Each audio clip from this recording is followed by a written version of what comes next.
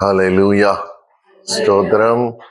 ஆண்டவரும் இரட்சகருமாகிய இயேசுவின் நாமத்தில் உங்கள் ஒவ்வொருவருக்கும் அன்பின் வாழ்த்துதல்கள். கிரீட்டிங்ஸ். ஒண்டர்ஃபுல்.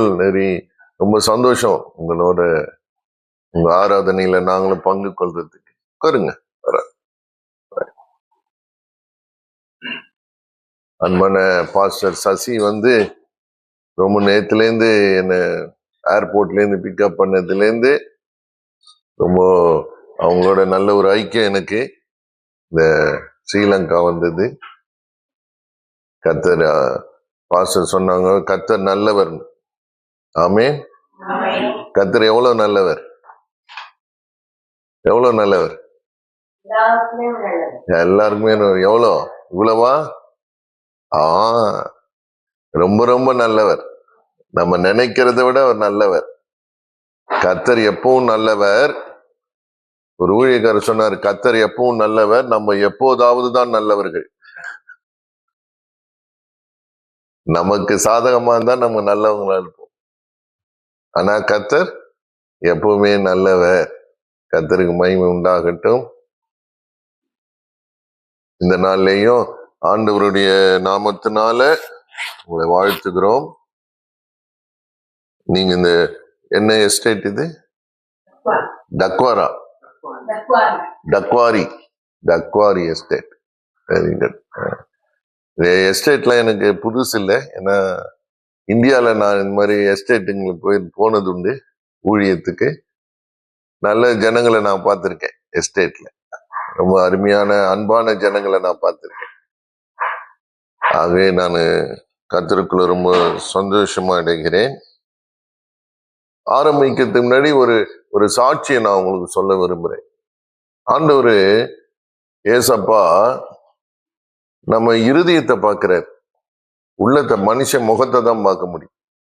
ஆனா ஜீசஸ் எதை பார்க்கணும்? உள்ளத்தை பார்க்கிறவர். அப்போ நம்ம உள்ள அவருக்கு தெரியும். நீ காலையில நம்ம மனசு என்ன மனசோட வந்திருக்கோம், என்ன யோசனையோட வந்திருக்கோம். அப்போ ஒரு நாள் ஒரு இது மாதிரி ஒரு கூட்டத்துக்கு என்னை கூப்பிட்டுருந்தாங்க. அந்த கூட்டத்துல பேச ஆரம்பிக்கும் போது பாட்டெல்லாம் முடிஞ்சு, ஆராதனை எல்லாம் முடிஞ்சு, தேவனுடைய வார்த்தையை கொடுக்கும் போது அன்னைக்கு ஒரு வார்த்தையை எனக்கு உள்ளத்துல கொடுத்தார். பைபிள் வச்சிருக்கீங்களா? 107 சங்கீதம் 20 வசனத்தை படிப்போம். 107 சங்கீதம் 20 வசனம். வேதம் என்ன சொல்லுது? எட்டிங்களா? 107. அவர் தமது வசனத்தை அனுப்பி அவர்களை குணமாக்கி அவர்களை அழிவுக்கு தப்புவிக்கிறார். சொல்லுங்க. அவர் தமது வசனத்தை அனுப்பி அவர்களை குணமாக்கி அவர்களை அழிவுக்கு தப்புவிக்கிறார். எதனால தப்புவிக்கிறார்னா, வசனத்தை அனுப்பி, தேவனுடைய வார்த்தையை அனுப்பி. கர்த்தருக்கு ஸ்தோத்திரம். கர்த்தர் தமது வசனத்தை அனுப்பி அவர்களை குணமாக்கி அழிவுக்கு தப்புவிக்கிறார். அப்ப இந்த வார்த்தை ஆண்டவர் எனக்கு அன்னைக்கு கொடுக்கிறார். அப்போ கடைசி ஜெபம் முடிஞ்ச பிறகு ஒரு சிலர் ஜெபிக்கணும்னு வந்தாங்க. அதுல ஒரு கணவனும் மனைவியும் நின்றுட்டு இருந்தாங்க. அவங்கள பார்க்கும் போதே தெரியும் அவங்க கிறிஸ்தவர்கள் அல்ல. அவங்க வேற மதத்தை சார்ந்தவங்க. ஆனாலும் அங்க பிரேயருக்கு வந்திருக்கிறாங்க. அப்போ அவங்க 2 பேர் நிற்கும் போது அந்த சகோதரன் என்னை பார்த்து கேட்டேன், என்ன பிரதர், என்ன உங்களுக்காக நான் பிரார்த்தனை பண்ணணும்? அப்ப அவர் சொன்னார், நீங்க பிரார்த்தனை எல்லாம் பண்ண வேணாம், ஒரு காரியத்தை உங்ககிட்ட சொல்லிட்டு போலான்னு வந்திருக்கேன்னு. சொல்லுங்க ஐயான்னு. அவர் சொன்னாரு, எனக்கு இந்த கிறிஸ்தவ கூட்டம்லாம் பிடிக்காது, அல்லேலூயான்னா எனக்கு பிடிக்காது, இந்த பிரார்த்தனை எல்லாம் எனக்கு ஈடுபாடு கிடையாது. ஆனா என் மனைவிக்கு ரொம்ப பிரியம். அதனால கூட்டம் தொடங்கும் போது என் மனைவியை கொண்டு வந்து உட்கார வச்சுட்டு, இந்த டைம் கரெக்டா? நம்ம எப்போ முடிக்கணும்? 11 எப்போ என் மனைவிக்கு ரொம்ப பிரியம், அதனால கூட்டம் ஆரம்பிக்கும் போது என் மனைவியை கொண்டு வந்து உட்கார வைப்பேன், போயிடுவேன். முடியும் போது எப்போன்னு எனக்கு தெரியும், அப்ப வந்து என் மனைவியை கூட்டிட்டு போயிடுவேன். அப்படிதான் இன்னைக்கும் வந்தேன். என் மனைவியை உட்கார வச்சுட்டு போகணும்னு நினைக்கும் போது என்னையும் மீறின ஒரு சக்தி என்னை உட்கார வைத்தது. என்னால போக முடியல. நான் போகணும்னு தான் நினைச்சிட்டு வந்தேன் வழக்கம் போல. ஆனா என்னால போக முடியல. என்னையும் மீறின ஒரு சக்தி என்னை உட்கார வைத்தது. அப்பதான் நீங்க பேசுறீங்க, அவர் தமது வசனத்தை அனுப்பி அவர்களை குணமாக்கி.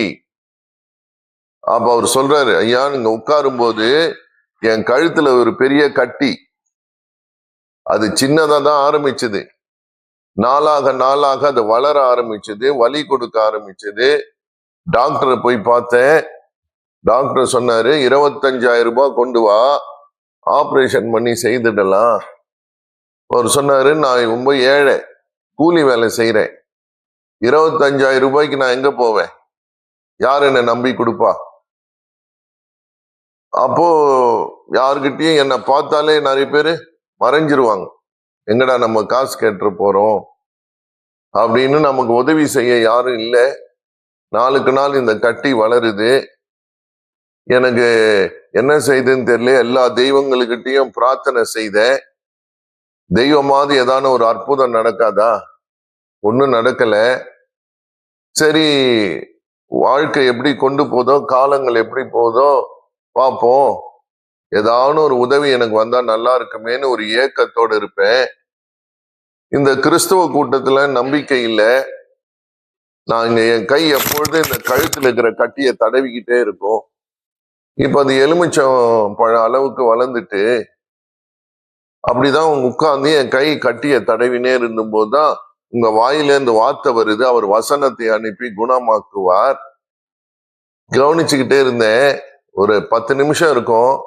திரும்ப என் கை கழுத்துல இருக்கிற கட்டிய தடவிச்சியா, கட்டிய காணல.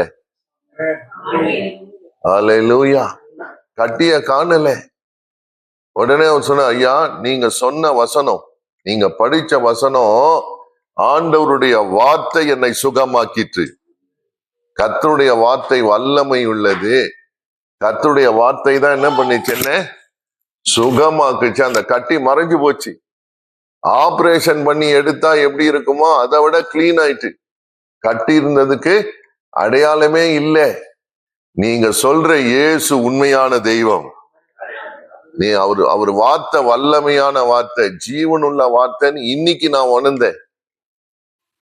நீங்க எனக்காக பிரார்த்தனை பண்ணல, உங்களுக்கு என் கஷ்டமே தெரியாது, உங்ககிட்ட நான் சொல்லல, நீங்க என் மேல கை வச்செல்லாம் பிரார்த்தனை பண்ணல.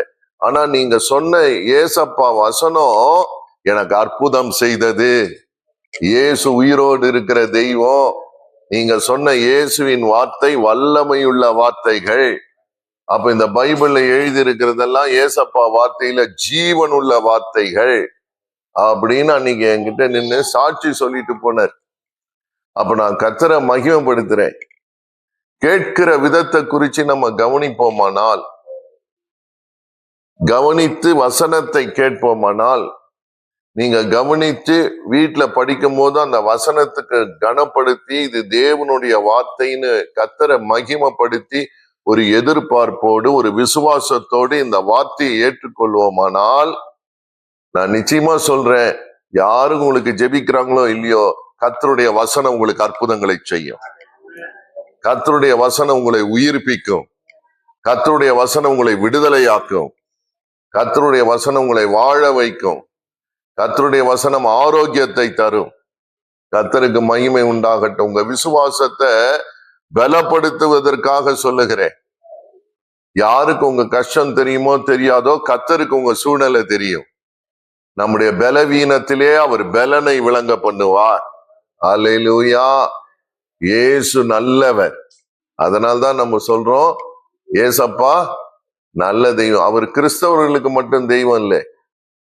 வேதம் சொல்லுது அவர் உலக ரட்சகர். அவர் யாருங்க? சொல்லுங்க. வேதத்துல போட்டிருக்கு. அவர் யாரு? உலக ரட்சகர். யாரா இருந்தாலும் சரி, ஜாதி, மத, இன, நிற, மொழி, எல்லைகள், நாடு வித்தியாசம் இல்லாம எல்லாருக்கும் அவர் தெய்வம்.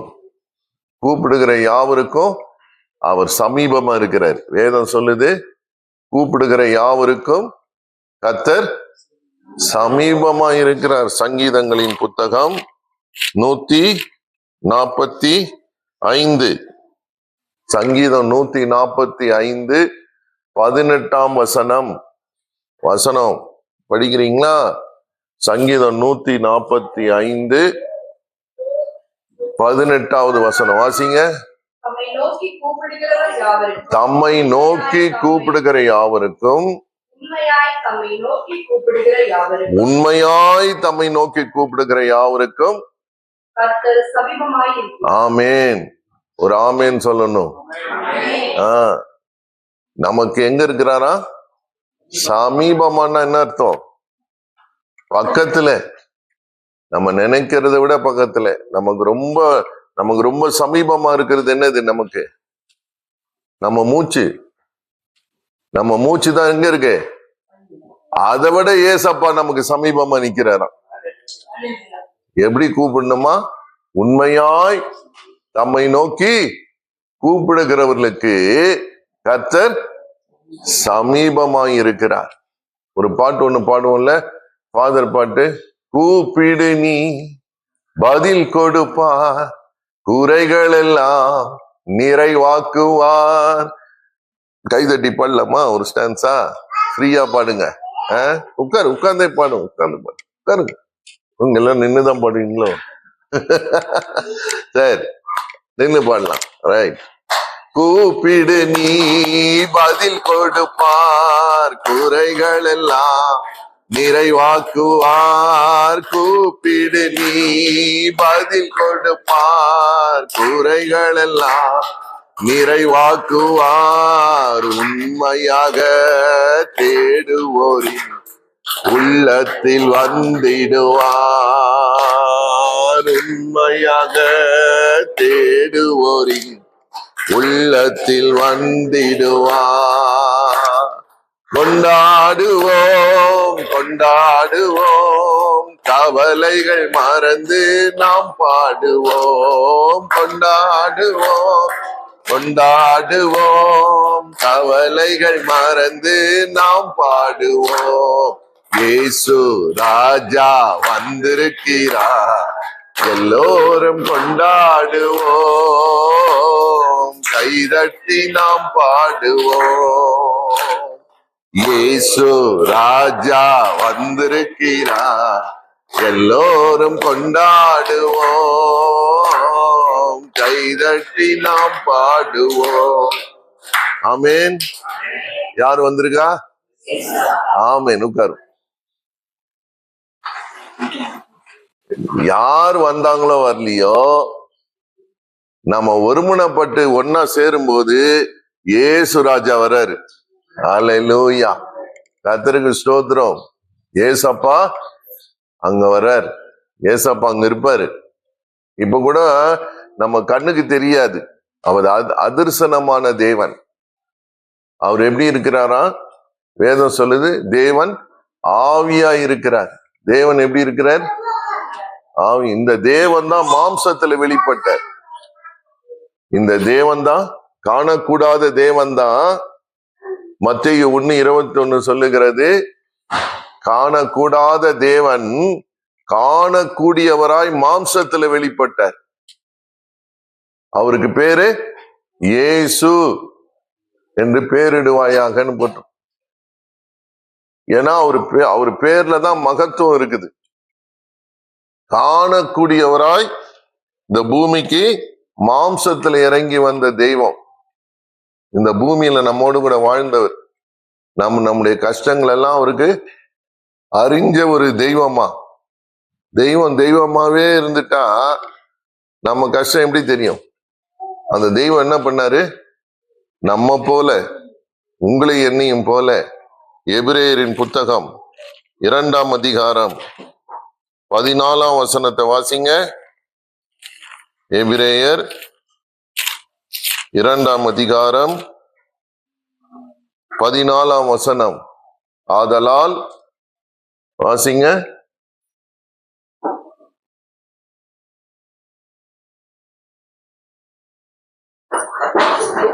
எடுத்தீங்களா? எபிரேயர் படிங்க தம்பி.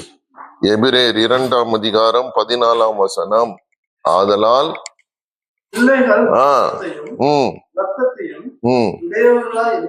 நம்மள யாரு சொல்றாரு?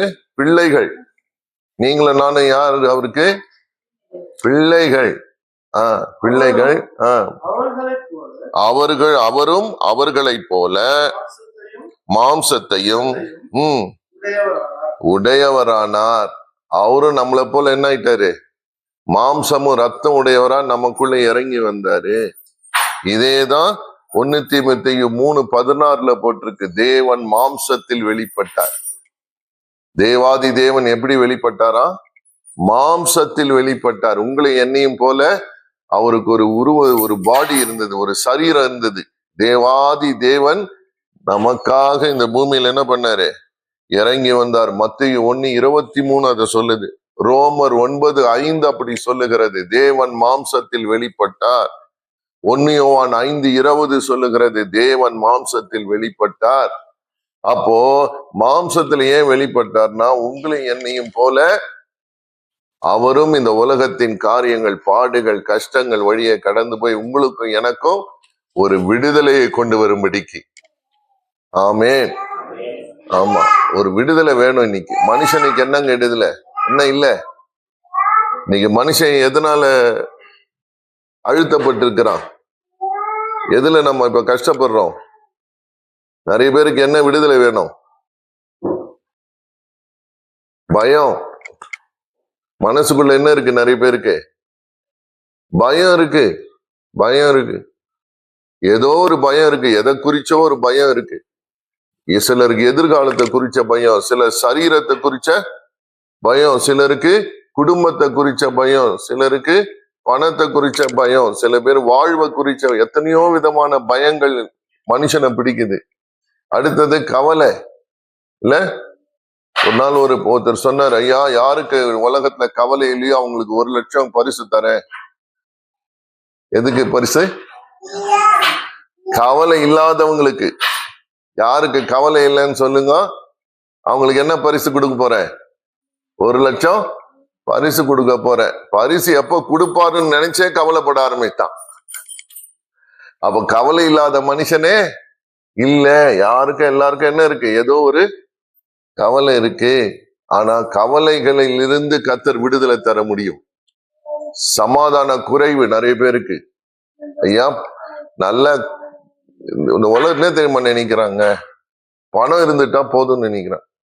பொதுவா மனசுக்குள்ள என்ன நினைக்கிறாங்க? நல்ல காசு இருந்துட்டா, எல்லா தேவைகள் சந்திச்சுட்டா, பணம் இருந்துட்டா, சொத்து இருந்துட்டா நமக்கு எல்லாம் கிடைச்சிருச்சு அப்படின்னு நினைக்கிறாங்க. இல்லைங்க, ஒரு மனுஷனுக்கு உண்மையான ஆசீர்வாதம் பணம் இல்லை. பணம் தேவைதான். ஆனா ஒரு உண்மையான ஆசீர்வாதம் யாருன்னா, யார் உள்ளத்துல இயேசு இருக்கிறாங்களோ அவங்கதான் உண்மையா ஆசீர்வதிக்கப்பட்டோம். இல்லைன்னா ஏங்க பணக்காரன் எல்லாம் தற்கொலை பண்ணிக்கிறான்?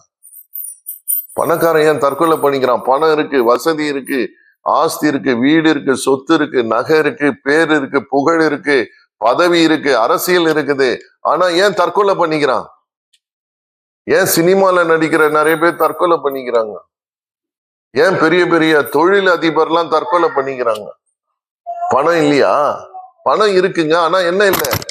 நிம்மதி இல்லைங்க, நிம்மதி இல்லை. அப்போ ஒரு மனுஷனுக்கு பணம் மாத்திரம் நிம்மதியை தரதில்ல. இயேசு ஒருவர் உள்ளத்துல யார் இருக்கிறாங்களோ அவங்கதான் பணக்காரர், அவங்கதான் ஆசீர்வதிக்கப்பட்டவங்க. பிரியமானவர்களே, என் வாழ்க்கையில நான் நிறைய கஷ்டங்கள் வழியா வந்திருக்கோம், நிறைய போராட்டங்கள்லாம் சந்திச்சிருக்கோம். எங்க அப்பா ஒரு டாக்டர், ஹார்ட் ஸ்பெஷலிஸ்ட், இந்தியால, சென்னையில. எங்க அப்பா நல்ல படிச்சவர், பண்புள்ளவர். ஆனா அவரு கிறிஸ்டின் இல்லை, அவர் ஒரு பிராமணர். ஆனா நல்ல நல்ல மனசு அவருக்கு. பேஷண்ட் மேல நல்ல கவனம் உள்ளவர், பாசம் உள்ளவர், நல்ல டாக்டர் எங்க அப்பா. ஆனா எங்க அம்மாவுக்கு வந்த நோயிலிருந்து இந்த மருத்துவர்னால விடுதலை தர முடியல. சில பேருடைய உடல்ல இருக்கிற கஷ்டங்கள், சரீர பாடுகள்ல மருந்துகள் வேலை செய்யாத போது, மருத்துவர்கள் கைவிடுகிற போது அது என்ன வேதனைன்றது எங்களுக்கு தெரியும். எங்க அம்மாவுக்கு வந்த வயிற்று வலி, பயங்கரமான வயிற்று வலி, 1 வருஷம் 2 வருஷம் இல்ல, 20 வருஷம் கஷ்டப்பட்டாங்க. எங்க அப்பா ஸ்பெஷலிஸ்ட், தெரியாத டாக்டரே கிடையாது. எங்க அப்பா ரொம்ப உயர்ந்த கல்வி மருத்துவத்துறையில படிச்சவர். நிறைய பேர் அப்படி கையை தொட்டாலே சுகமாயிடும். ஆனா எங்க அம்மாவுக்கு என்ன ஆகல, வயிற்று வலியிலேருந்து விடுதலை இல்லை. 1 வருஷம் 2 வருஷம் இல்லைங்க, 20 வருஷம் கஷ்டப்பட்டாங்க. எங்க வீட்டுல எல்லா தெய்வங்கள் படமும் இருக்கும், பூஜைகள் இருக்கும், நெய்வேத்தியங்கள், சடங்காச்சாரங்கள், சம்பிரதாயங்கள் எல்லாம் நடக்கும். எங்க அம்மா இயேசு குடும்பத்துல பிறந்தாலும் இயேசுனா யாருன்னு எங்க அம்மாவுக்கு தனிப்பட்ட விதத்துல தெரியாது. எப்படியாவது ஒரு விடுதலை கிடைக்காதா? யாராவது ஏதான ஒரு மருந்து நமக்கு விடுதலை தராதா? நிறைய மருந்துகள் இருக்குல்ல, அலோபதி, ஹோமியோபதி, யுனானி, சித்தா, எல்லா மருந்தையும் முயற்சி செய்தாங்க. எப்படியாவது மனுஷனுக்கு என்ன வேணும்? ஆரோக்கியம் வேணும், ஒரு விடுதலை வேணும். எதுவும் கிடைக்கல. நாளுக்கு நாள் அதிகமாச்சு. எங்க அம்மா மன கஷ்டம், ரொம்ப கஷ்டம். எப்போ வலி வரும்னு தெரியாது, ரொம்ப வேதனைப்படுவாங்க. நாங்கெல்லாம் சின்ன பிள்ளைங்க, பக்கத்துல நின்று பரிதாபப்படுவோம். நம்ம கஷ்டத்தை பார்த்து அடுத்தவங்க பரிதாபம் தான் பட முடியும், கர்த்தர் ஒருத்தர் தான் பரிகாரம் தர முடியும். இந்த உலகத்துல நம்ம கஷ்டத்துக்கு பரிகாரம் இயேசுவால தான் தர முடியும். வேற யாரும் நமக்கு விடுதலையை கொண்டு வர முடியாது. தற்காலிகம்தான். இந்த மருந்துகள் கூட தற்காலிக விடுதலையை தரும். ஆனா இயேசு ஒருத்தர் தான் நமக்கு நிச்சயமான நிரந்தரமான ஒரு விடுதலையை தருகிற தெய்வம். அப்போ இது இவ்வளவு கஷ்டம் போய்கிட்டு இருக்கு. எங்க அம்மா என்ன பண்ணாங்கன்னா, ஐயோ நான் இந்த வாழ பிடிக்கல, எனக்கு 20 வருஷமா கஷ்டப்படுறேன், டாக்டர் வீட்டுல மருந்துக்கா பஞ்சம், மருந்து எடுத்து போட்டுக்கிட்டாங்க. 3 முறை தற்கொலைக்கு முயற்சி பண்ணாங்க. எனக்கு வாழ பிடிக்கல, நான் சாகணும், நான் செத்து போறேன். மனசு விரக்தி ஆயிடுச்சு, மனசு வேதனைப்பட்டு இனி வாழறதுக்கு எனக்கு இஷ்டம் இல்லைன்ற மாதிரி வாழ்க்கையை வெறுத்துட்டாங்க. எவ்வளவு நாள் தான் கஷ்டப்படுறது, எவ்வளவு கஷ்டம், எவ்வளவு வலி. அதனால சூசைட் பண்ணிக்கலான்னு முயற்சி செய்தாங்க. 3 வாட்டியும் ஃபெயிலியர். மனுஷன் நினைக்கிறது வேற, கடவுள் நினைக்கிறது வேற. மனுஷன் நினைக்கிறான் தற்கொலை பண்ணிட்டா முடிஞ்சிடுச்சு அப்படின்னு. இல்ல, அது இன்னும் வேதனை, அது இன்னும் மோசமான நிலைமை கொண்டு போயிடும். அப்ப என்ன வழி தெரியலையேன்னு இருக்கும்போது ஒரு நாள் ஒரு தாயார் வீட்டுக்கு வராங்க. அம்மா நீங்க பிரேயர் மீட்டிங் வந்தீங்களே, எதுக்கு வந்தீங்க அப்படின்னா, எங்க அம்மா வழக்கம் போல புலம்பி அழுதாங்க. 20 வருஷமா கஷ்டப்படுறேங்க, எனக்கு என்ன கிடைக்கல, சுகம் கிடைக்கல, 3 முறை தற்கொலைக்கு முயற்சி பண்ணேன், எனக்கு வாழ பிடிக்கல, சாகணும்னு விரும்புறேன், சாவும் வராத பாவி ஆயிட்டனேன்னு அழுதாங்க. அப்ப அந்த அம்மா மூலியமா ஆண்டவர் பேசுறாரு, நீங்க இது வரைக்கும் தேவைக்காகத்தானே ஏசப்பா கிட்ட வந்தீங்க. எதுக்கு வந்தீங்க? வயிற்று வலி சுகமாகணும்னு வந்தீங்களே தவிர சுகமாக்குகிறவரை தேடி வந்தீங்களான்னு கேட்டாங்க. தேவைக்காக வந்தீங்களே தவிர அவரு தேவைன்னு வந்தீங்களா? வித்தியாசம் இருக்கு ரெண்டுத்துக்கும். புரியுதுங்களா? எதுக்காக முதல்ல வந்தோம்? தேவைக்காக தான் வந்தோம். பண கஷ்டம், போராட்டம், பிசாசின் தொல்லை, சமாதானம் இல்லை, கடன் பிரச்சனை, வியாதி, வியாகுலம், நிறைய காரணங்கள். ஏதோ ஒரு தேவைக்காக தான் முதல்ல வந்தோம். உண்மைதான், இந்த இயேசுநாதர் தான் நம்ம தேவைகளை சந்திக்க முடியும். ஆனா தேவைக்காக மட்டும் வந்தா போதாது, அவர் தேவைன்னு வரணும். அப்ப அந்த நேரம் அந்த அம்மா சொன்னது மனசுல ஆழத்துல ஒரு அற்புதம், ஒரு கிரியை செய்தது. வீட்டுக்குள்ள போய் முழங்கால் போட்டு கண்ணீரோட ஒரு ஜெபம் பண்ணாங்க. ஏசப்பா, நான் இது வரைக்கும் தேவைக்காக தான் உங்ககிட்ட வந்தேன், இன்னைக்கு நீங்க தேவைன்னு வந்திருக்கேன், என் மனசுல வாங்கப்பா, என் உள்ளத்துல வாங்கப்பான்னு கூப்பிட்டாங்க. கர்த்தருக்கு ஸ்தோத்திரம். ஏசப்பா அந்த ஜெபத்தை கேட்டார். ஏசப்பா எங்க அம்மா உள்ளத்துல முதல்ல வந்தார். கர்த்தருக்கு ஸ்தோத்திரம். ஆமென். இயேசு உள்ள வந்ததுமே முதல்ல சமாதானம் கிடைச்சது. என்ன கிடைச்சது? சமாதானம். அப்போ இந்த உலகத்துல காசு கொடுத்த வாங்க முடியாத ஒண்ணு இருக்கு. அது என்னது? சமாதானம். எங்க கண்டியில கிடைக்குமா? கடையில கொலம்போல வாங்கலாமா? எவ்வளவு சார் சமாதானம் ரேட்டு? எவ்வளவு விலை? கிடைக்காது. உலகத்துல எங்க போனாலும் சமாதானம் காசுக்கு கிடைக்காது. சமாதானம் கர்த்தர்கிட்ட இருந்து தான் வரும். அவர் தான் சமாதான காரணர், சமாதானத்தின் தேவன். அப்ப எங்க அம்மா மனசுல என்ன வந்தது? முதல்ல சமாதானம். எவ்வளவுதான் நம்ம சொத்து சுகம் சேர்த்து வச்சாலும் மனசுல சமாதானம் இல்லைன்னா அது என்னது? பிரயோஜனம் இல்லை. இன்னைக்கு நிறைய பேர் படுத்தா தூக்கம் வரல, எல்லாம் இருக்கு, ஆனா என்ன இல்லை? தூக்கம் இல்லைங்க, சரியான தூக்கம் இல்லை. ஒரே கலக்கம். மனசு என்னவா இருக்கு? கலக்கமாவே இருக்கு. ஆனா இயேசுநாதர் வந்ததுமே என்ன கொடுக்கிறாரு? அல்லேலூயா. என்ன கொடுக்கிறாரு? சமாதானத்தை இலவசமா கொடுக்கிறாரு. கர்த்தருக்கு மகிமை உண்டாகட்டும். ஏசப்பா சமாதானம் கொடுத்ததுமே ஒரு தைரியம் வந்துட்டு, இந்த இயேசு நல்லவர். வேதம் சொல்லுது 34ஆம் சங்கீதத்துல, கர்த்தர் நல்லவர் என்பதை ருசித்து பாருங்கள். என்ன செய்யணுமா? ஆமென். ருசித்து பார்க்கணும். கர்த்தருக்கு ஸ்தோத்திரம். ருசித்து பார்க்கணும். இங்க வந்ததுமே நான் சொன்னேன், வர வழியிலேயே பாஸ்டர் சசி ஐயா கிட்ட, ஐயா உங்க ஊரு சிலோன் டீ அப்படின்னு சாப்பிட்டு பார்க்கணுமே. உங்க ஊர் எதுக்கு ஸ்பெஷல்? Tea estate. எங்க பார்த்தாலும் அவர் சொன்னாரு, ஐயா நம்ம டீ எஸ்டேட் தான் போறோம், சர்ச் அங்கதான் இருக்குது, டீ எஸ்டேட்டுக்குள்ளதான் போறோம். அப்ப நான் சொன்னேன், ஐயா உங்க ஊர் டீ எப்படி இருக்குதுன்னு சாப்பிட. உடனே நேத்து டீ போட்டு கொடுத்தாரு சூப்பரா அவங்க வீட்டுல. ஐயா இது எங்க ஊர் டீ, ருசிச்சு பாருங்க. கர்த்தருக்கு மகிமை உண்டாகட்டும். பிரிமான எவ்வளவு டீ சாப்பிட்டு இருந்தாலும் உங்க ஊர் டீக்கு ஒரு ருசி தனி. அப்ப எப்படி தெரியும்னா, நான் அதை குடிச்சு ருசிச்சு பார்க்கணும். அப்பதான் வேதம் சொல்லுது, கர்த்தர் நல்லவர் என்பதை ருசித்து பாருங்கள். ஆமா, நீங்களும் நானும் ருசிக்கணும் அவர் எவ்வளவு நல்லவர்ன்றத. ருசிக்கும் போது நமக்கு நல்லா தெரியுது, இவரை விட்டா நமக்கு வேற தெய்வம் இல்லை, இவர் தான் நமக்கு ரட்சகர், நம்மளை காப்பாற்றுகிற நல்ல தெய்வம். கர்த்தருக்கு ஸ்தோத்திரம். அப்ப இவரு ருசிக்க ஆரம்பிச்சோம் எங்க வீட்டுல. அப்ப எங்க அம்மாவுக்கு அந்த எண்ணங்கள்லாம் போயிடுச்சு. என்ன எண்ணம்? தற்கொலை எண்ணம் எல்லாம் போயிட்டு இப்ப மனசுக்குள்ள சமாதானம் வந்துச்சு. ஆனா சுகம் வரல உடனே, வயிற்று வலி உடனே போல. அதன் பிறகு நானும் என் சகோதரியும் ஏசப்பாக்கு ஒப்பு கொடுத்தோம். ஒரு நாள் ஒரு பாஸ்டர் வீட்டுக்கு வந்தாரு. என்னை பார்த்து கேட்டாரு, தம்பி உன் உள்ளத்தை இயேசு கொடுக்குறியான்னாரு. நான் அவரை பார்த்து கேட்டேன், இயேசு என்ன கொடுப்பாருன்னு கேட்டேன். சும்மா கொடுப்போமா? 10 ரூபான்னா கூட என்ன செய்ய மாட்டோம், சும்மா கொடுப்போமா? ஏசப்பா உள்ளத்தை கேட்கிறாருன்னா என்ன கொடுப்பாருன்னு கேட்டேன். அப்ப நான் படிப்புல ஃபெயிலு, 9th கிரேட் ஃபெயிலு. வீட்டுல சமாதானம் இல்லை, கடன் பிரச்சனை, போராட்டம், வியாதி, வேதனை, கண்ணீர். என் எதிர்காலமே இருட்டா இருக்கு. மனசுல நிறைய கேள்விக்குறி. எப்படி வாழ போறோம், என்ன செய்ய போறோம்?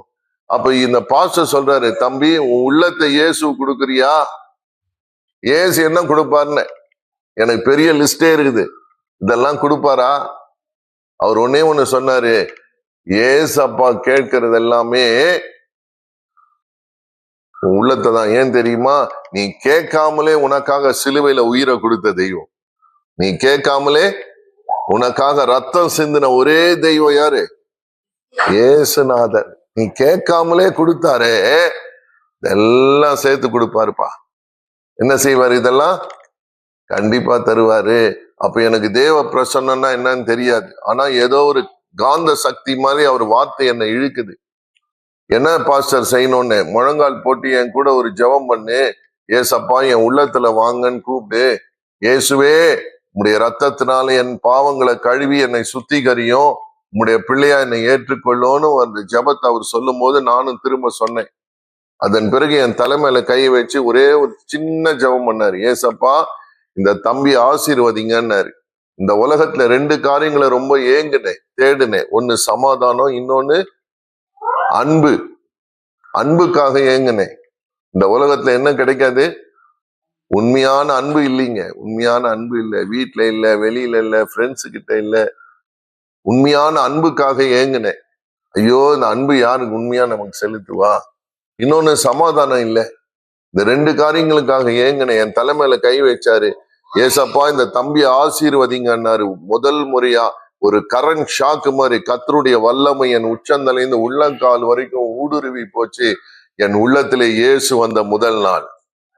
தேவ அன்பு என் உள்ளத்தை நிரப்பினது. தேவ சமாதானம் என் உள்ளத்தை நிரப்பினது. கர்த்தருக்கு மகிமை உண்டாவதாக. 1980 டிசம்பர் மாசம் 19 இயேசு என் உள்ளத்தின் சொந்தக்காரரானார். அல்லேலூயா. என் வாழ்க்கை இயேசுவுக்கு சரண்டர் பண்ண நாளில் இருந்து என் வாழ்க்கை மாறினது. அற்புதமாய் இயேசு என் வாழ்க்கையில உள்ள வந்ததுமே காரியங்களை மாற்றி அமைக்க ஆரம்பித்தார். ஐயா, நம்ம 1000 போராடுவோம், இப்படி செஞ்சான்னு அப்படி செஞ்சான்னு. மனுஷனுடைய முயற்சி இல்லை, அதுக்கு மேல தெய்வத்தினுடைய அனுகிரகம் இருக்கணும். ஆண்டவருடைய அன்பு உள்ள வந்துட்டுன்னா நம்முடைய வாழ்க்கைக்கு எதுவுமே கவலை தேவையில்லைங்க. இந்த அன்பு என்ன பண்ணும்? வேதம் சொல்லுகிறது, பூரண அன்பு பயத்தை புறம்பே தள்ளும். பூரணமா தேவ அன்பு உள்ளத்துல நிரம்பிட்டா, இன்னைக்கு நிறைய அன்பு குறைவு பார்க்கிறோம். எல்லா இடத்துலயும் என்ன நடக்குது? இப்போ அன்பு குறைவுபடுது.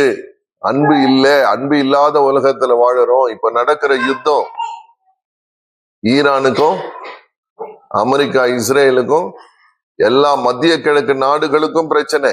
உலகத்துல எல்லாருக்குமே பிரச்சனை. ஸ்ரீலங்கா பக்கத்திலேயே இருந்த ஒரு கப்பல் மேல குண்டு போட்டு அழிச்சிட்டாங்க இல்ல? நியூஸ் தெரியும்ல நமக்கு. பயமா இருக்குது. ஒரு குண்டு தவறி ஸ்ரீலங்கா பக்கம் வந்துச்சுன்னா என்ன பண்றது? இன்னொரு குண்டு தவறி இந்தியா பக்கம் வந்தா என்ன பண்றது? எல்லாருக்குமே, உலகத்துல எல்லாருக்கும் என்ன இருக்கு? பயம் இருக்கு, வேதனை இருக்கு. ஏன்? அன்பு இல்லை. மனுஷீக ஒரு சாதாரண அன்பே மனுஷங்கிட்ட இல்லை. சண்டையும் யுத்தமும் கலகமும் போராட்டமா இருக்குது உலகத்துல. ஐயா, ஆனா இந்த இயேசு வருவான் பொழுது மெய்யான தேவ அன்பு உள்ளத்திலே ஊற்றப்படுகிறது. அல்லேலூயா. நமக்கு பெரிய ஒரு சமாதானம், ஒரு அன்பை இயேசு தருகிறார். இந்த அன்பு வந்ததுமே என் வாழ்க்கை மாறுச்சு. அப்ப படிப்புல எனக்கு ஃபெயிலு. என்ன செய்யணும்னு தெரியல. நான் கேக்குறேன், இந்த பாஸ்டர் ஜெபிக்கும் போது என் உள்ளத்துல இருக்கிறத சொல்லி ஜெபிக்கிறாரு. நான் கேட்டேன், எப்படி என் உள்ளத்துல இருக்கிறது உங்களுக்கு தெரியும்? அப்ப அந்த பாஸ்டர் சொன்னாரு, இந்த ஏசப்பா பேசுகிற தெய்வம். இந்த ஏசப்பா யாரு? பேசுகிற தெய்வம். நம்மளோட பேசுவாரு. அப்ப நான் கேட்டேன், இது வரைக்கும் நான் கும்பிட்ட தெய்வம் எல்லாம் பேசலையே, இவர் எப்படி பேசுவாருன்னு கேட்டேன். அப்ப இந்த பைபிள் எடுத்து காமிச்சார். இதுதான் அவருடைய வார்த்தை, இத படிங்க. இதுல இருந்து நம்மளோட என்ன பண்ணுவாரு? பேசுவார். அதன் பிறகு இதை படிக்க ஆரம்பிக்கும் போது எப்படியெல்லாம் அவர் பேசி இருக்கிறாரு மனுஷரோடன்னு வருது. அப்ப எனக்கு கூட ஆசை, என்ன செய்யணும்? இந்த தெய்வம் நம்மளோட பேசுகிறவரா அப்படின்னு போட்டிருக்கேன், பேசுவார்னு போட்டிருக்கேன். அப்போ நான் பிரார்த்தனை பண்ணேன், என் கூட என்ன பண்ணுங்க, பேசுங்கன்னு சொல்லி இந்த பைபிளை படிக்க ஆரம்பிக்கிறேன். ஒரு வார்த்தை என் உள்ளத்துல தொடுது, என்கிட்ட பேசுற மாதிரியே இருக்கு. என் சூழ்நிலைக்கு, என் தேவைக்கு, என் பிரச்சனைக்கு இந்த வார்த்தை பேசுது. அப்ப நான் கேட்கிறேன், ஆண்டவரே, எனக்கு படிப்பு 9th ஸ்டாண்டர்ட்ல கிரேட்ல ஃபெயில் ஆயிட்டேன். என்ன பண்ணணும்? அடுத்த லெவல் போகணும், பாஸ் ஆகணும். என்ன செய்யலாம்? வழி என்ன? இத படிக்கும் போது ஆண்டவர் ஒரு வசனத்தை காட்டுறாரு. யாக்கோபு 1:5 புதிய ஏற்பாட்டுல யாக்கோபின் புத்தகம் 1:5 எடுங்க பார்க்கலாம் சீக்கிரம். என்ன வேதம் என்ன சொல்லுது? ஒரு மனுஷன் ஞானத்தில் குறை உள்ளவனாய் இருந்தால்,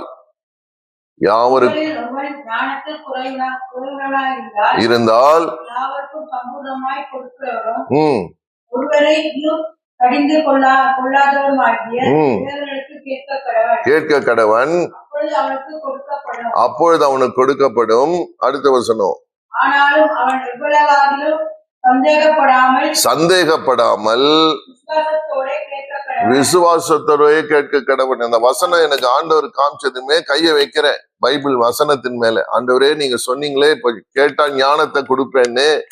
இப்ப எனக்கு என்ன வேணும்? இப்போ ஞானம் வேணும், பாஸ் பண்ணணும், அடுத்தது வாழ்க்கையில முன்னேறணும். எனக்கு படிப்பு வரலையே, ஞானம் கொடுங்க. என்ன கொடுங்க? ஞானம் கொடுங்கன்னு கை வச்சு ஜெபம் பண்ணும்போது என் மேல பரிசுத்த ஆவியானவர் அபிஷேகம் இறங்கு. தேவ ஞானம் வருது. 10வது வேற ஸ்கூல்ல அட்மிட் ஆயிட்டேன். 10வது எக்ஸாம் வந்துட்டு, ரிசல்ட் வந்துட்டு, ரொம்ப ஊக்கமான ஜெபம், விசுவாசம்.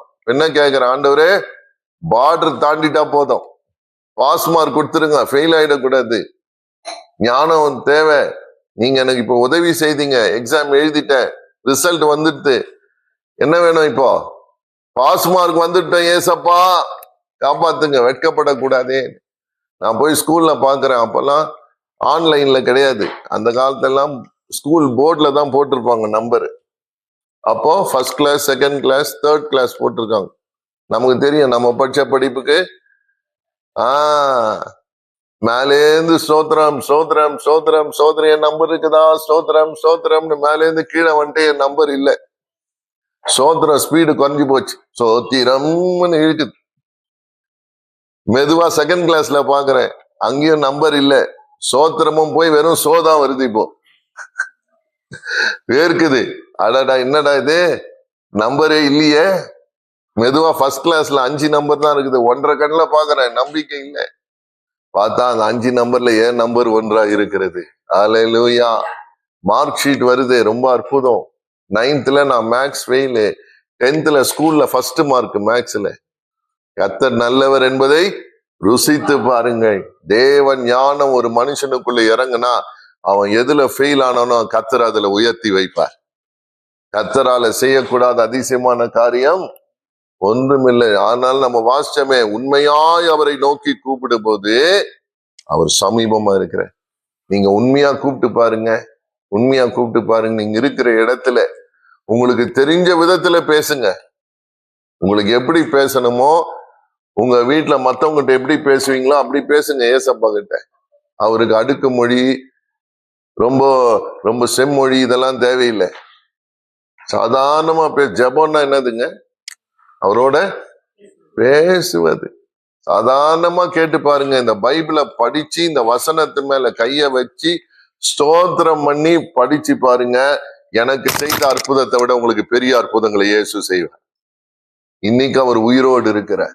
இன்னைக்கும் ஏசப்பா உயிரோடு இருக்கிறார். எங்க அம்மா என் கூட தான் இருந்தாங்க. அவங்க மரிக்கும் போது 92 வயசு. கர்த்தருடைய சமூகத்துல போய் சேர்ந்தாங்க.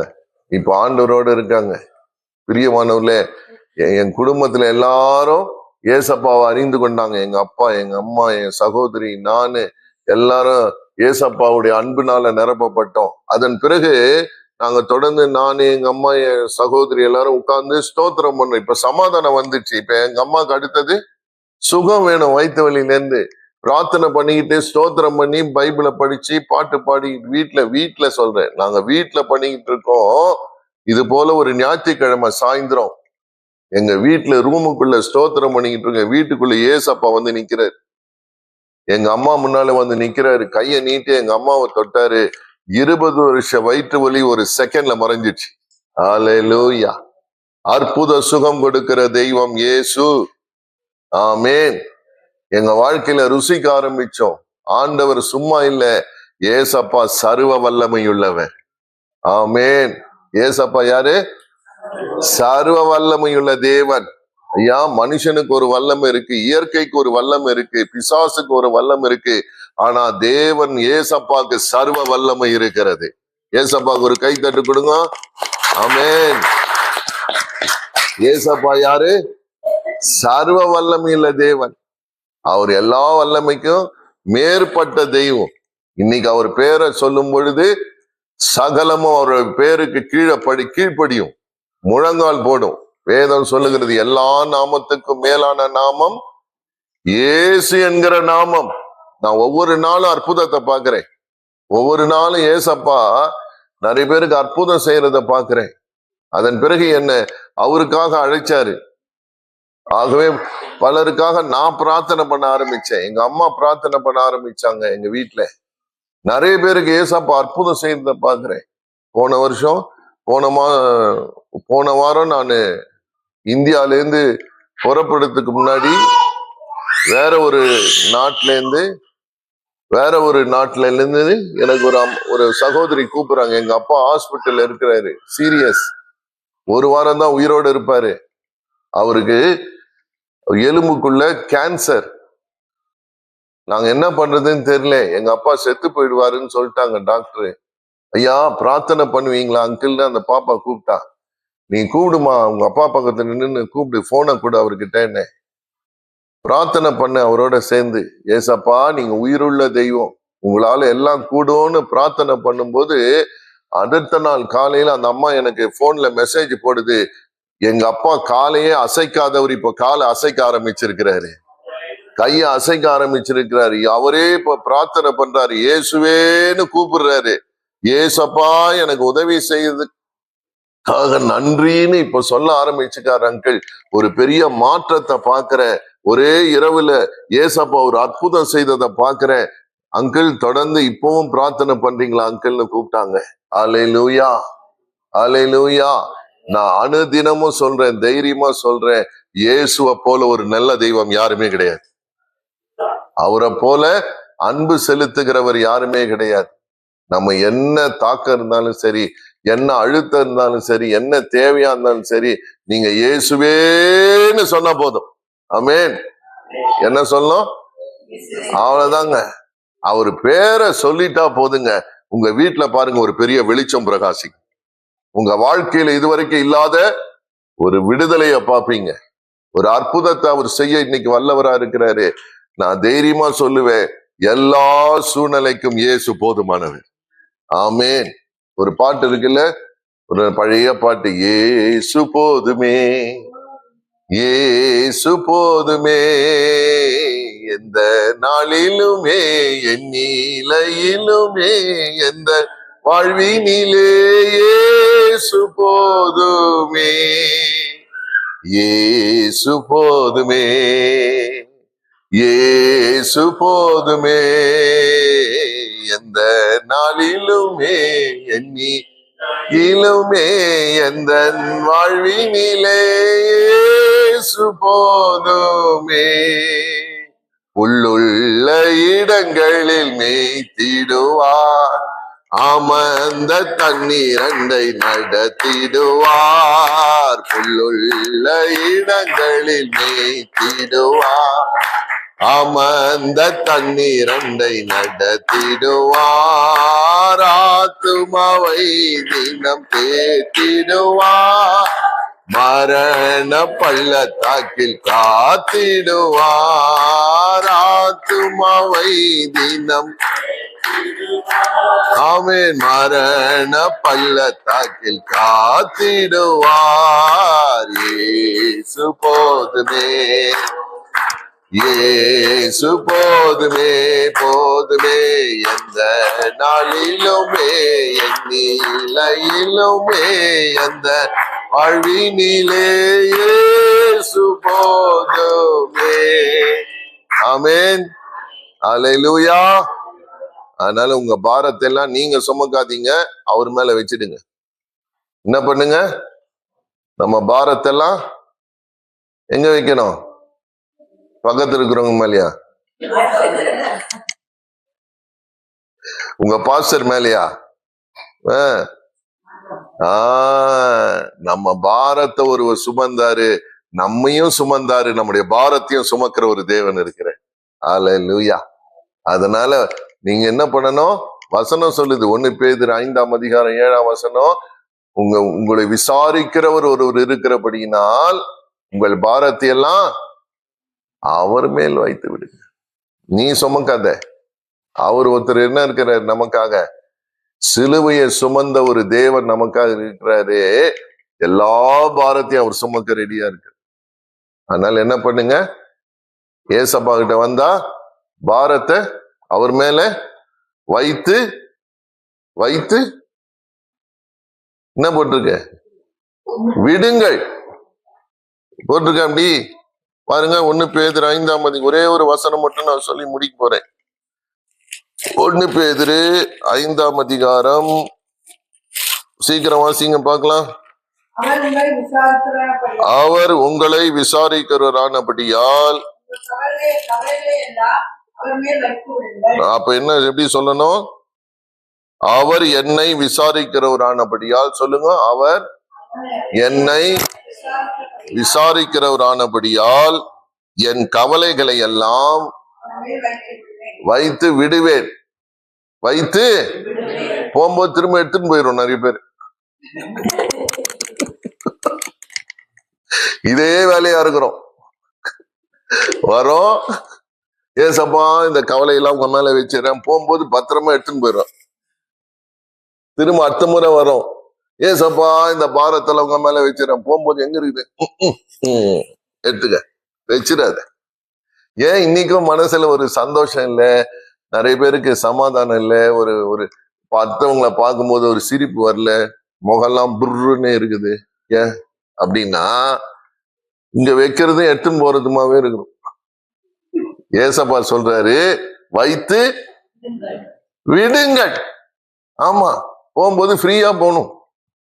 எல்லாத்தையும் அவர் என்ன பண்ணிட்டாரு, நமக்காக சுமக்கிற ஒரு தேவன் இருக்கிறார். ஹல்லேலூயா, ஆமென்.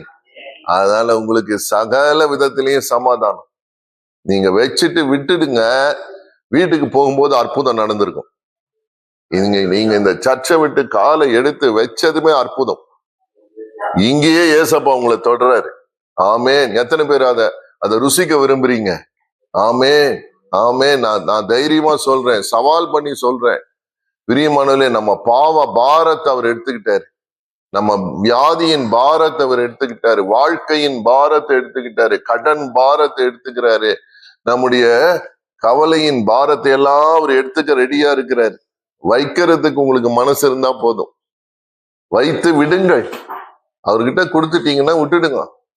என்னங்க? ஆமா, அவர்கிட்ட கொடுத்துட்டு விட்டுடணும். பஸ்ல ஏறுறீங்க, பஸ்ல ஏறினா டிக்கெட் வாங்குறோம்ல, காசை கொடுத்து என்ன பண்றோம், டிக்கெட் வாங்கிட்டு பஸ்ல என்ன பண்றோம், நிம்மதியா உட்காந்துக்கிறோம். போற வேண்டிய இடத்துக்கு என்ன ஆகும், பஸ் போய் கண்டிப்பா நிக்கும்னு ஒரு விசுவாசத்தோட உட்கார்ந்து இருக்கிறோம். அது இல்லாம டிரைவர் ஒழுங்கா ஓட்டுப்பா, டேர்னிங் வருது, பத்திரம், யோ இடிச்சாதியா சொல்லினே இருக்கும். டிரைவர் பத்திரம், தூங்கிறாத சொல்லினா இருக்கும். நம்பிக்கையோட உட்காந்துட்டோம், டிக்கெட் வாங்கிட்டேன், நமக்கு ஒரு நம்பிக்கை இருக்கு. என்ன பண்ணுவான் அந்த டிரைவரு, கரெக்டா கொண்டு போய் சேர்ப்பான். அதை விட்டு தலையை சொரிஞ்சின்னு அவனை பார்த்துன்னு யோ யோ யோன்னு கத்தினே இருந்தா நம்மளை இறக்கி விட்டுலாம் பஸ்ல இருந்து. நீ முதல்ல இறங்கு, நீ சரி கிடையாது இந்த பஸ்ல. அது போல ஒரு பஸ்ல போகும்போது ஒரு மனுஷனை நம்புறமே, உங்களுக்காக எனக்காக ஜீவனை கொடுத்த இயேசுவை நம்ம எவ்வளவு நம்பலாம். ஆமென், ஆமென். உங்களை விசாரிக்கிறவர், என்னை விசாரிக்கிறவர் உயிரோடு இருக்கிறேன். ஆமென். அதனால இன்னைக்கு நான் ஜெபம் பண்ணி முடிக்க போறோம். எல்லா பாரத்தையும் அவர் மேல வைக்க நம்ம என்ன பண்ணலாம், ஆயத்தமாயிடலாம். இருக்கிற இடத்துல கண்ணை மூடலாம், இருக்கிற இடத்துல கண்ணை மூடுங்க, கண்ணை மூடிடுங்க. உங்க முன்னால உங்க பக்கத்துல ஒருத்தர் வர்றார், உங்க பக்கத்துல, என் பக்கத்துல சமீபமா என்னை விசாரிக்க ஒருவர் வர்றார். ஹல்லேலூயா. உங்க கவலைகளை எல்லாம் எடுப்பாரு. உங்க வியாதி, பிரச்சனை, போராட்டம், உங்களுடைய மன கஷ்டம், மன போராட்டத்தை எல்லாம் விடுதலை தருகிற ஒரு இயேசு உங்க பக்கத்துல வர்றாரு. யாரும் கண்ணை திறக்க கூடாது. முக்கியமான நேரம், முக்கியமான நேரம். இயேசு உங்களுக்கு அற்புதம் செய்கிற நேரம். இயற்கைக்கு அப்பாற்பட்ட வல்லமை இறங்க ஆரம்பித்திருக்கிறது. ஹல்லேலூயா. உங்க மேல பரிசுத்த ஆவியானவருடைய வல்லமையினால தேவன் உங்களை நிரப்ப ஆயத்தமா இருக்கிறார். உங்க கண்கள் திறக்கப்படும். உங்க வீட்டுக்குள்ள அவர் மகிமை இறங்குகிறது உங்களால உணர முடியும். உங்க வாழ்க்கை வித்தியாசமா மாறும். உங்க கண்ணீரை மாற்றுவார். அல்லேலூயா. இயேசு ஜீவிக்கிறார், இயேசு ஜீவிக்கிறார், என்றென்றும் உயிரோடு இருக்கிறார். அவர்கிட்ட கொடுத்துருங்க. ஒரே ஒரு சின்ன ஜபம்தான். இப்ப உங்க வாழ்க்கையில் அற்புதம் நடக்கிறது. இப்ப உங்க சரீரத்தில் அற்புதம் நடக்கிறது. இப்போ உங்க தலை மேல அவருடைய வல்லமை இறங்க வந்து கொண்டிருக்கிறது. ஆமென். எல்லா இருளையும் நீக்குகிற மெய்யான வெளிச்சம் இயேசு. அல்லேலூயா. இப்போதான் நான் சொல்றேன். இப்போ அவர் உயிரோடு இருக்கிறார். இப்ப நம் மத்தியில ஒருவர் வந்திருக்கிறார். சர்வ வல்லவர் நம் நடுவில் வந்திருக்கிறார். அல்லேலூயா. உங்க பேர் அவருக்கு தெரியும், உங்க சூழ்நிலை அவருக்கு தெரியும், உங்க கஷ்டம் அவருக்கு தெரியும். நீங்க நல்லது செஞ்சு கெட்டதை அனுபவிச்சது தெரியும். ஓ, இயேசு நல்லவர், இயேசு நல்லவர், இயேசு நல்லவர், இயேசு நல்லவர், இயேசு நல்லவர். உங்க வாழ்க்கை அவர் கையில முழுசா கொடுத்துருங்க, முழுசா கொடுத்துருங்க, முழுசா கொடுத்துருங்க. எல்லாத்தையும் அவர்கிட்ட கொடுத்துருங்க. இப்பவே இயேசு உங்களை தொட விரும்புகிறார். அவருடைய வல்லமை இறங்கி வந்து கொண்டிருக்கிறது. உங்க வாழ்க்கையில ஒரு புதிய திருப்பம், ஒரு புதிய ஆசீர்வாதம், உங்க வாழ்க்கைக்கு நிம்மதி, உங்க ஆத்துமா பிழைக்கும். உங்க ஆத்துமா விலையேற பெற்றது. ஓ, உங்க சரீரம் இந்த பூமியோட போயிடும். ஆனா உங்க ஆத்துமா நித்தியத்துக்காக வாழ வேண்டியது. உங்க ஆத்துமா நேசர் அவர். உங்கள் ஆத்துமாவை நேசிக்கிற இயேசு. ஹல்லேலூயா. சிலுவையிலே ரத்தத்தை சிந்தி ஜீவனை கொடுத்த தெய்வம் உங்களை கடைசி வரைக்கும் கைப்பிடிச்சு நடத்துவாரு. அவர் உண்மையுள்ளவர். நான் உன்னை விட்டு விலகுவதும் இல்லை, உன்னை கைவிடுகிறதும் இல்லை என்று சொன்னவர். நன்றி சொல்லலாம். நன்றி ஏசப்பா, நன்றி. என்னையே உங்க கையில கொடுக்கிறேன். என் சூழ்நிலையெல்லாம் உங்க கையில கொடுக்கிறேன். என் கவலையெல்லாம் உங்ககிட்ட கொடுக்கிறேன். என் எதிர்காலத்தை உங்ககிட்ட கொடுக்கிறேன். அப்பா, என் குடும்பத்தை உங்ககிட்ட கொடுக்கிறேன். என் வேலையை உங்க கையில ஒப்பு கொடுக்கிறேன். என் தேவைகளை ஒப்பு கொடுக்கிறேன். எல்லாவற்றையும் இயேசு அற்புதம் செய்வீர். நான் நம்புறேன்ப்பா. என் வாழ்க்கைக்கு ஒரு பரிசுத்தம் வேணும், உங்க கையில ஒப்பு கொடுக்கிறேன். நீங்க விரும்புகிற பரிசுத்தம் என் வாழ்க்கையில இருக்கட்டும், என் எண்ணத்துல இருக்கட்டும், என் பார்வையில இருக்கட்டும், என் வார்த்தையில பரிசுத்தம் இருக்கட்டும், என் கண்கள்ல பரிசுத்தம் இருக்கட்டும். ஆமென். இயேசு நல்லவர். நீர் எனக்கு போதுமானவர். ஹல்லேலூயா, ஹல்லேலூயா. இப்பவே மகிமை மகிமை மகிமை மகிமை மகிமை, தேவ மகிமை இந்த எல்லைகளுக்குள்ளே, தேவ மகிமை இந்த ஆலயத்தை மூடுகிறது. தேவ பிரசன்னம் இந்த ஆலயத்தை மூடுகிறது. ஓ க்ளோரி. உங்க வாபா ரீகதானம சந்தரலதனமனபதரிவியா கந்தா. அவர் விடுதலை தருகிறார். இயேசு விடுதலை தருகிறார். இயேசுதான் ரட்சிக்கிறவர். இயேசுவை தவிர ரட்சிப்பு இல்லை. இப்பொழுது உங்கள் அற்புதத்தை பெற்றுக் கொள்ளலாம். ஹல்லேலூயா. நன்றி நன்றி நன்றி நன்றி நன்றி. வாய திறந்து இயேசுவே உமக்கு நன்றி, இயேசுவே உமக்கு நன்றி, இயேசப்பா உமக்கு நன்றி. ஹல்லேலூயா. எல்லா கட்டுகள் உடைகிறது, எல்லா போராட்டத்தின் கிரிகள் நீங்குகிறது. இயேசு கர்த்தர். ஆமென். நன்றி நன்றி நன்றி நன்றி நன்றி சொல்லுகிறோம். உம்முடைய வல்லமையான கரம் பெரிய காரியங்களை செய்யட்டும். ஒவ்வொருவரையும் ஆசீர்வதியும். ஒருவர் கூட வந்த வண்ணமா இன்றைக்கு போவதில்லை. அவங்க வீட்டுக்குள்ள வெளிச்சம் பிரகாசிக்க பண்ணுவார். நன்றி. சரீரத்தில் ஒரு வல்லமை, சரீரத்தில் ஒரு ஆரோக்கியம், மனதிலே ஒரு விடுதலை, சிந்தையில ஒரு விடுதலை. யோ ஜீசஸ், ஜீசஸ். இந்த வார்த்தையினால் அற்புதம். ஹல்லேலூயா, ஹல்லேலூயா, ஹல்லேலூயா. நன்றி நன்றி நன்றி நன்றி நன்றி நன்றி. எல்லாம் நன்றி சொல்லுங்க. இயேசுவுக்கு நன்றி சொல்லுங்க. இதுவரை பார்க்காத அற்புதம் உங்க வாழ்க்கையில இயேசு செய்கிறவர். ஆமென். மாற்றம் வருகிறது, மாற்றம் வருகிறது. இயேசு தருகிற நிச்சயமான விடுதலை. ஆமென். நீ வேறு மனுஷியாவாய், நீ வேறு மனுஷனாவாய். ஓ, கர்த்தர் உன் வாழ்க்கையை பொறுப்பெடுக்கிறார். நீ தோற்று போவதில்லை. உனக்கு தோல்வி கிடையாது. கர்த்தர் உன்னை கனப்படுத்துவார். நீ அவரை கனப்படுத்து, அவர் வார்த்தையை கனப்படுத்து. கர்த்தர் உன்னை கனப்படுத்துவார். ஹல்லேலூயா. அதிசயம் நடக்கிறது, அதிசயம் நடக்கும். அற்புதம் வாழ்க்கைக்கு நிச்சயம். ஓ, அவர் வந்து விட்டால் போதும். உன் வாழ்க்கையில அவர் வந்துட்டா போதும். உன் உள்ளத்துல இயேசு வந்துட்டா போதும். உன் வீட்டுக்குள்ள இயேசு வந்து வரணும். அவர் வந்துட்டா போதும். ஆமென். ஹல்லேலூயா. விட முடியாததெல்லாம் கர்த்தர் விட்டு விலகும்படி செய்வார். ஓ, பரிசுத்த தெய்வம் அவர்.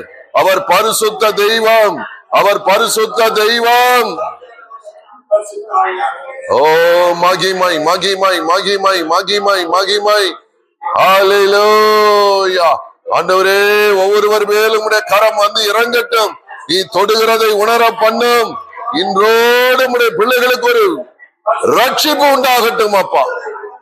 நன்றி நன்றி நன்றி. ஹல்லேலூயா. ஜெயம் ஜெயம் ஜெயம் ஜெயம் ஜெயம் கொடுக்கிற இயேசுவுக்கு நன்றி.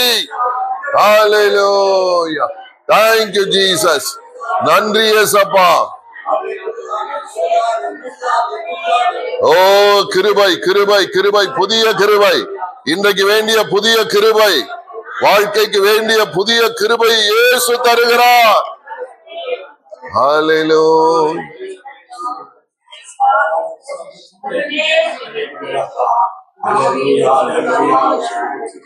உங்க பக்கத்தில் அவர் நடந்து வருகிறார். உங்கள் அருகில் அவர் நடந்து வருகிறார். இயேசு உயிருள்ள தெய்வம். இன்றைக்கு அவர் உயிரோடு இருக்கிறார். உன் பக்கத்தில் அவர் நடந்து வருகிறார். அவர்கிட்ட உன் இருதயத்தை வெளிப்படுத்து. அவர்கிட்ட கேளு. போதும், மனுஷங்கிட்ட உன் கஷ்டத்தை சொல்லாத, கர்த்தர்கிட்ட சொல்லு. நிரந்தரமான ஒரு விடுதலை இயேசு தருகிறார். உன் வாழ்க்கை மாறும். ஆமென். உன் சூழ்நிலை மாறும். நீ எதிர்பாராத நன்மைகள் உன்னை தேடி வரும். ஹல்லேலூயா. நன்றி நன்றி நன்றி.